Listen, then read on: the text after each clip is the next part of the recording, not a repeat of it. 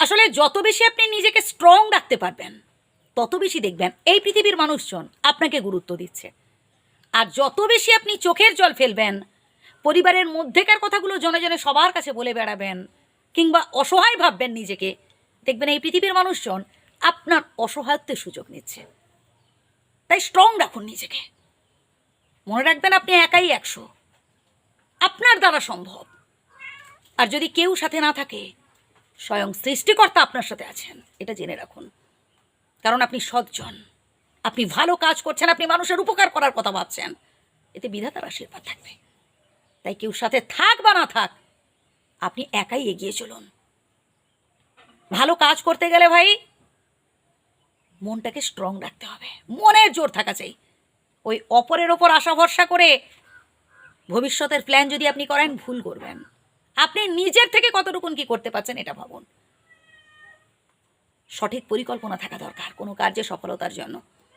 কাজ তো আমরা সবাই করি, কিন্তু বলুন তো কজন আমরা সেই কার্যে সফল হতে পারি? সবাই পারি না। একটা সময় দেখা যায় যে 90% মানুষ, সেখান থেকে আমরা পিছিয়ে আসছি। বাট 10% মানুষ কিন্তু পারছেন, যারা টিকে থাকছেন, যাদের মনটা স্ট্রং। তাই প্লিজ একটু বোঝার চেষ্টা করুন, পজিটিভ চিন্তা করুন, ভালো ভালো চিন্তা করুন।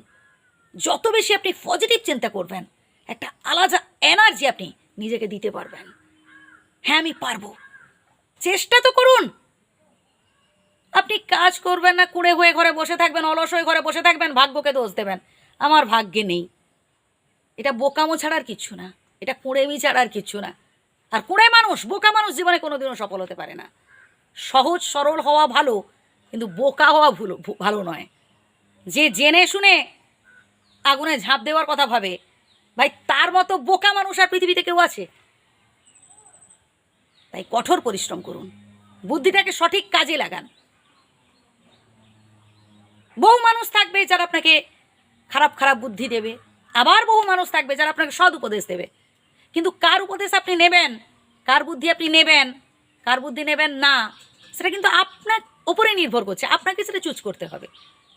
সবসময় মনে রাখবেন, সততার জয় সর্বত্র। হয়তো দেরি হবে, সৎ পথে চললে সেই ফলটা পেতে একটু দেরি হবে, কারণ সৎ পথে চলাটা অতটাও সহজ নয়।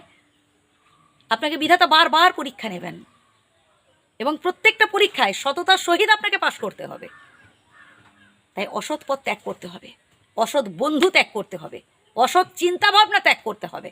সৎ পথে চলুন, সৎ কার্য করুন, দেখবেন একদিন আপনি ঠিক ভালো কিছু অ্যাচিভ করতে পারছেন। আবারও বলছি ভাই, প্রথম থেকে শুনুন, উপকৃত হবেন। আর যদি কাউকে আঘাত দিয়ে থাকি, ক্ষমা করুন।